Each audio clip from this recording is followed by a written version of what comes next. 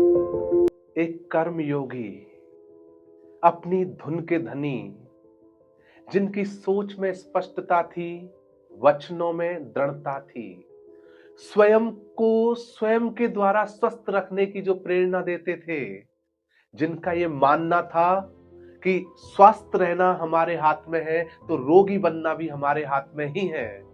वो हमेशा कहा करते थे कि स्वस्थ रहें या रोगी, फैसला आपका।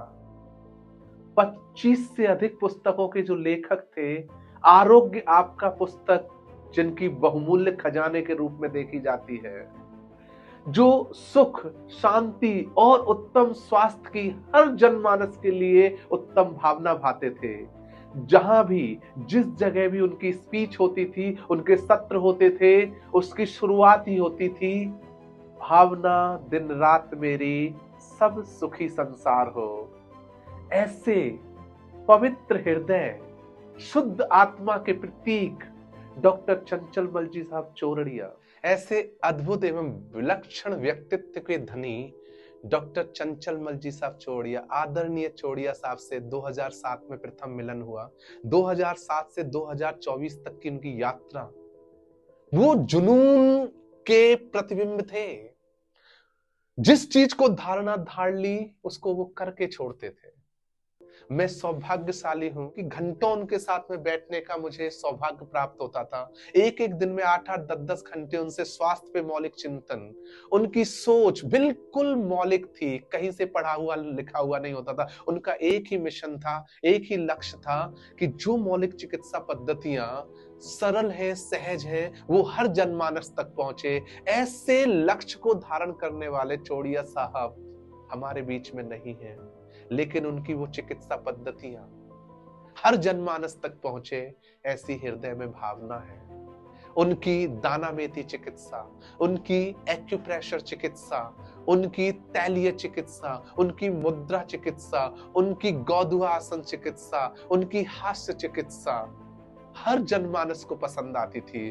IICS, दोस्तों मेरा नाम श्रीकांत गुप्ता है, life and soft skill development coach और IICS spirit institute of communication skills का संस्थापक। जब भी चौड़िया साहब के सत्र या सेशन IICS में होते थे, विद्यार्थियों की उनको चिकित्सा पद्धतियां बहुत पसंद आती थी, बहुत भाती थी।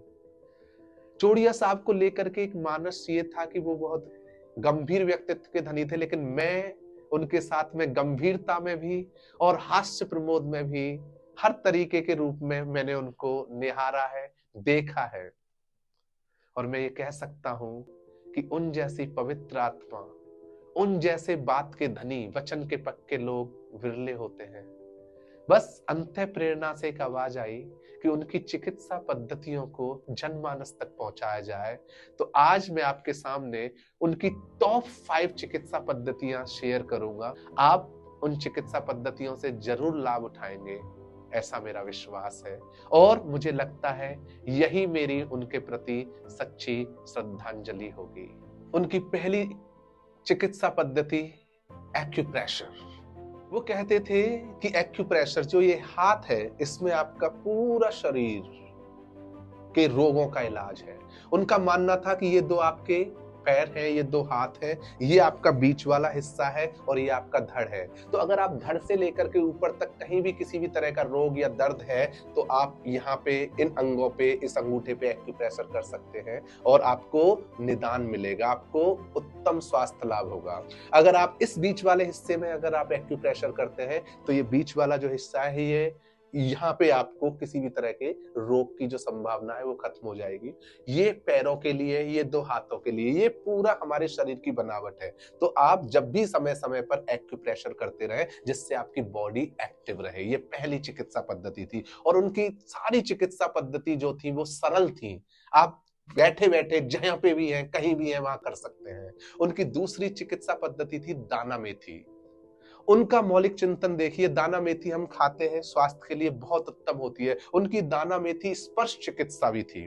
जैसे आपके कहीं चेस्ट में दर्द हो रहा है, आपके कहीं अंगूठे में दर्द है, पैरों में कहीं दर्द, जहां भी दर्द है एक आप टेप लीजिए और उस टेप पे दाना मेथी लगाइए और जहां आपके दर्द है वहां लगा लीजिए। वो दाना मेथी स्पर्श चिकित्सा 100% आपको रिलीफ देगी। और ये उन्होंने सैकड़ों हजारों वर्कशॉप्स में प्रूव किया, सिद्ध किया इसको। तीसरी उनकी चिकित्सा पद्धति थी गौदुआ आसन। गौदुआ आसन वो IICS में इस सेशन को बहुत लिया करते थे, स्टूडेंट्स का स्टैमिना इससे डेवलप होता था। गौदुआ आसन में वो बताते थे कि आपको अपने पंजों पर खड़े होना है, हाथों को 90 डिग्री पे ऊपर लेके जाना है और गहरी सांस लेते हुए अपने आप को जितना रोक सकते हो इस आसन में, जितना रोक सकते हो उतना रोकना है। इस आसन को करने से, गौदुआ आसन करने से आपकी एकाग्रता बढ़ती है, आपके शरीर का स्टैमिना, शक्ति बढ़ती है और आपको ये एहसास होता है कि आप कितने शक्तिशाली हैं। ये तीसरा था।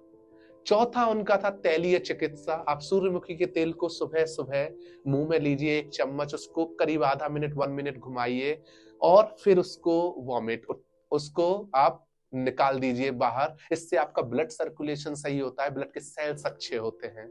एक उनका था हास्य चिकित्सा। वो कहते थे मुस्कुराहट हर समस्या का समाधान है।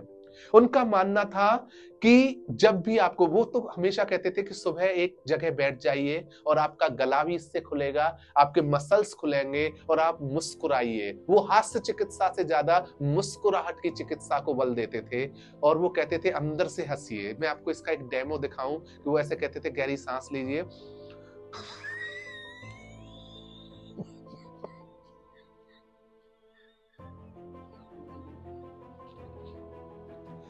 जब तक आपका मुंह पूरी तरह से लाल नहीं हो जाए आप इस तरीके से मुस्कुराइए। ये आपके सारे अंगों को खोल देता है, आपका तनाव कम हो जाता है, आपका डिप्रेशन कम हो जाता है। ऐसी और भी बहुत सी चिकित्सा, सैकड़ों चिकित्सा पद्धतियां थी उनकी। आज जो हृदय है वो भावनाओं की गहराइयों से भरा हुआ है। ऐसे तो बहुत सारे लोग आते हैं, चले जाते हैं और हम उनको केवल कुछ दिन याद करके भूल जाते हैं। लेकिन आदरणीय चौड़िया साहब उस तरह के व्यक्तित्व थे। उनका जो स्वास्थ्य के प्रति जुनून था, उनको 18 घंटे वो काम करते थे।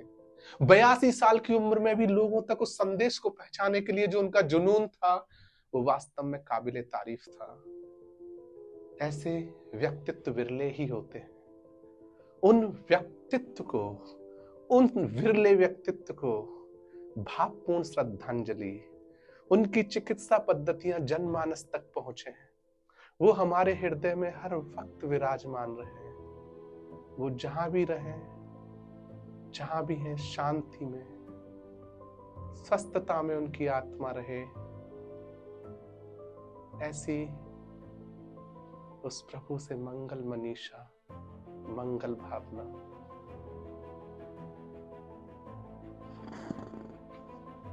जय जिनेंद्र।